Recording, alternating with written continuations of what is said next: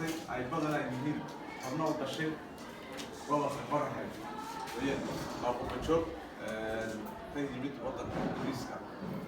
marka isaguna insha Allah soo qoray waxyaabo badan oo inaga caawinayaan insha Allah ayaa dhici doonta tijaayado intii soo taray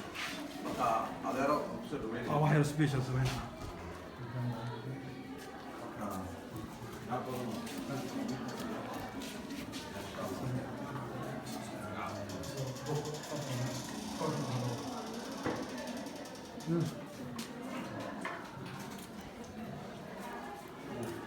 السلام عليكم ورحمة الله وبركاته.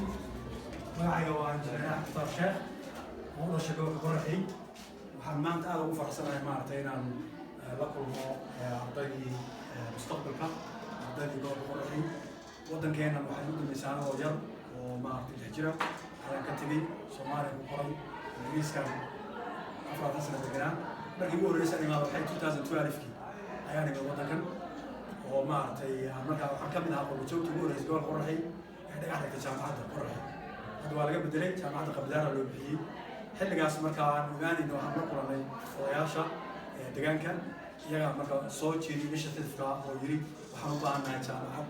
غير سبوع قرحي marka programkan ma ahayn inaan jaamacad ku noqono waxa ay inaan maartay indhayno baahida ka jirta deegaanka kadibna aad odayaasha halkooda qaadnay dib baan waxaan la kulanay dawladda waxaan la kulanay Abdi Maxamed Umar oo aan arinta u bandhignay waana maartay u yiri asoo joogaan hadii aad jaamacad dhisaysiin anigu waan taageereynaa marka halka kuma istaajiyeen muddo socotay 2013 ayaa waxaan diyaarinay report dheer oo laga hadlayo jaamacadda iyo instruction keeda iyo dadka fangareyn doona wax walba oo aan usoo gudbinay dawladda kadibna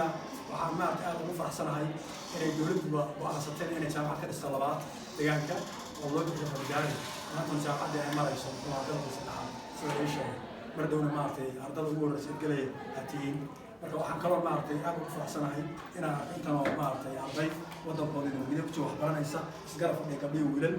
dadaalka halkaa laga sii wado aan waddan Ingiriiska ka imid Yurub wax yaala ma lahan waxaan kula talinayaa inaad waxbarashada ku dadaashiin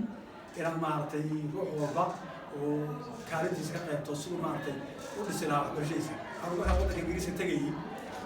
afraad sano deganaa jaamacad aan ka bixintay markii aan arkay ruux walba oo Ingiriis wala kulmo laba shahaado haysto ayaa waxa fadhiga yaala bixiyay aan ugu weynaa jaamacad bilaabay engineering bilaabay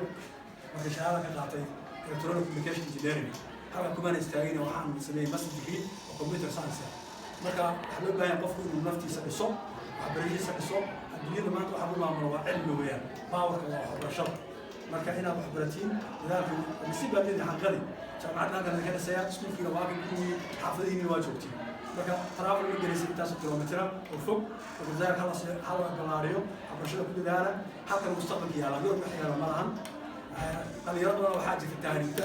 oo maartay madaxa looga gooyay Liibiya iyo badda ku dhamaatay marka wax yaala door ma lahan waxa ka dilaacay resiste waddan walbana maartay nationality ugu noqday dadkii maartay waa la dagaalamayaa halka loo soo socdo Afrika ولبنا إثيوبيا وحنا ودنا فاست global economy ويا ودنا تغاريس كوريا ويا استقبل كابتن ديالا وتروح بان نص ساعة بلا مردو 2017 2018 19 ودنا قريب من غنيا روحوا بمركز حكوا فكروا إنه هذا المستقبل كسر مستو حبرشة هلا بلاريو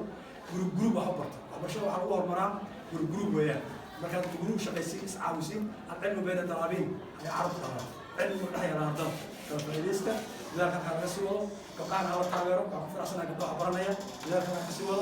معرضي فريف عنه دقيقة من كل رجالي UK هبورة وما سنتين خير بدر جنبات تقول بدر جزء والسلام عليكم ورحمة الله وبركاته.